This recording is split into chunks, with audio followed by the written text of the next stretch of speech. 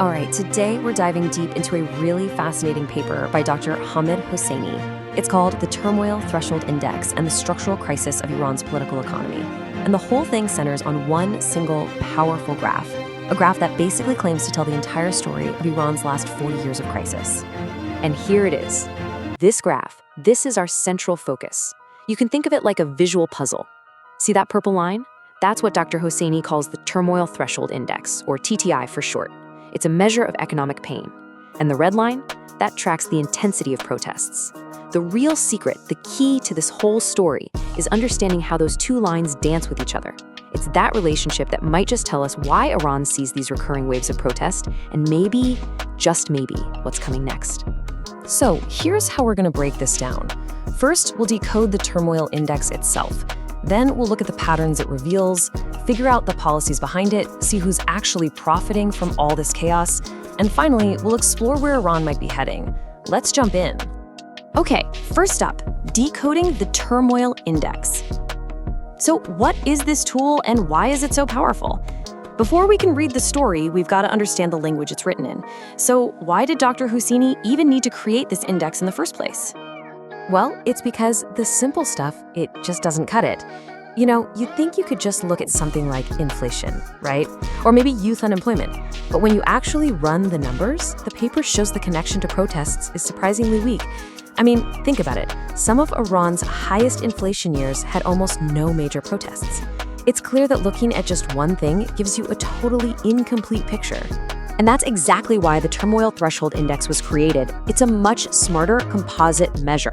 Instead of looking at just one thing, it brilliantly combines four critical pieces of the puzzle into one single powerful number. So you've got inflation, which is your eroding purchasing power. You've got economic contraction, or GNI growth. Then it looks at the struggle of the poorest people and the visible in-your-face enrichment of the wealthiest. When you put all that together, suddenly you get a much, much clearer and more complete picture of the real pressure building up in a society. All right, so now that we've got a handle on the tool, let's use it to see what's really going on. This is where we start revealing the graph's hidden patterns. And trust me, this is where the story starts to get really, really interesting. Okay, check this out. The data presents us with two major puzzles, and they're key to understanding everything. Puzzle number 1, 1994. The TTI goes through the roof. We're talking an all-time high of nearly 80. Economic pain was massive, and yet no major protests. So what gives?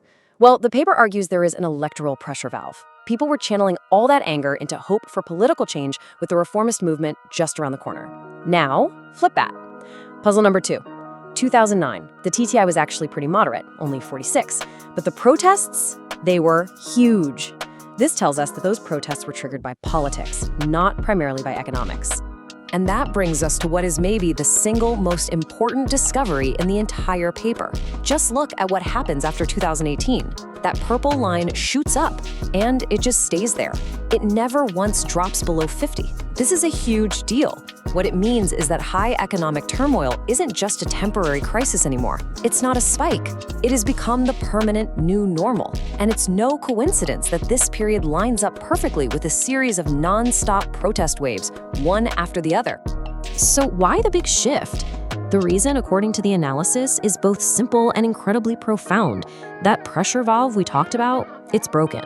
It just doesn't work anymore. After 4 decades of this, people have learned a hard lesson.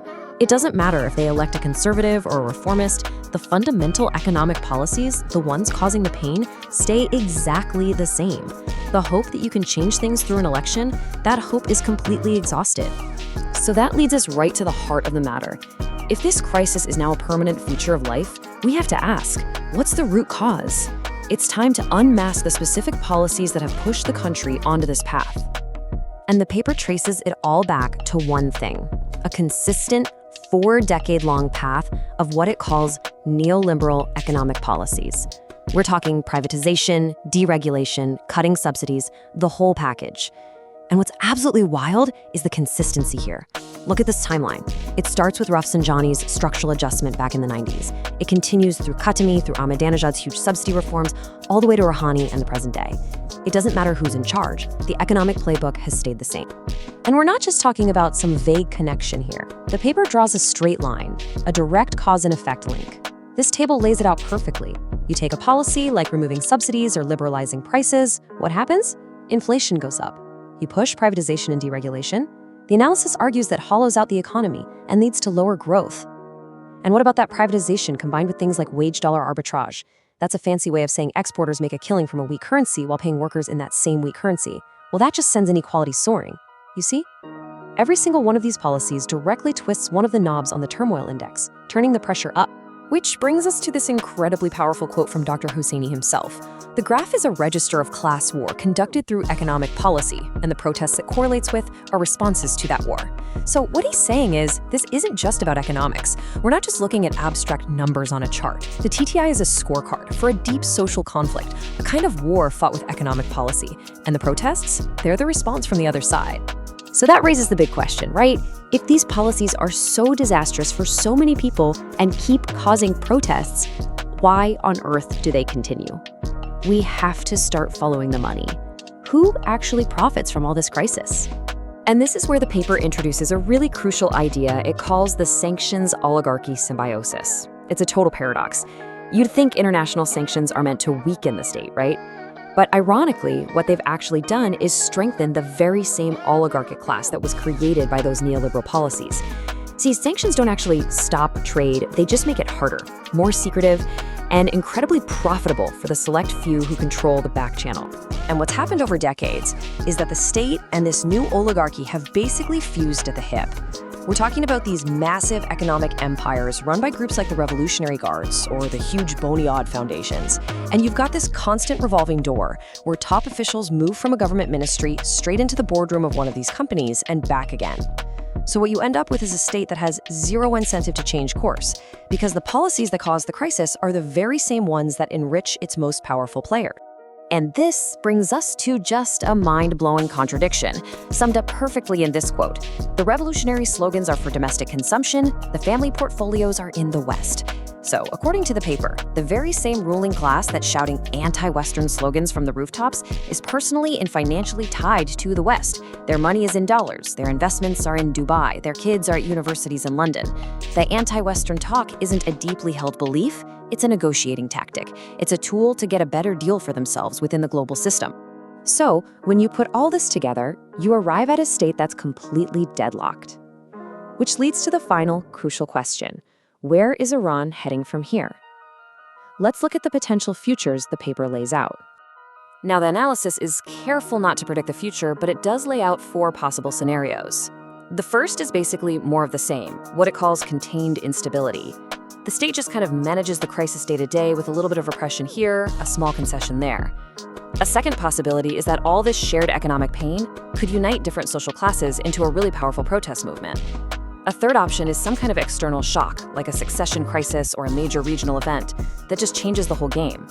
And fourth, you could see a managed transition, where different factions of the elite decide to negotiate some kind of controlled political opening.